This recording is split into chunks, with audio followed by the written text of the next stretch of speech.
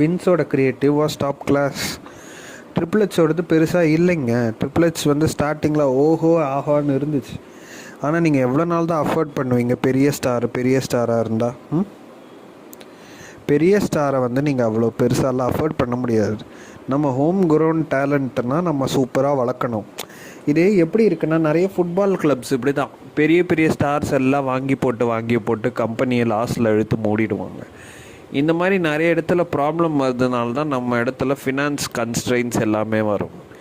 So இந்த மாதிரி இதை தடுக்கிறதுக்கு தான் நம்ம இந்த கிரிக்கெட்லலாம் என்ன பண்ணுறாங்கன்னா, அந்த 100 கோடியை கொடுத்துட்டு அந்த 100 கோடிக்குள்ளே எவ்வளோ ஸ்பெண்ட் பண்ண முடியுமோ ஸ்பெண்ட் பண்ணிக்கோ, அவ்வளோதான். அந்த மாதிரி இருக்கிறதே என்னை பொறுத்த வரைக்கும் it's better to prevent every one to be debt free.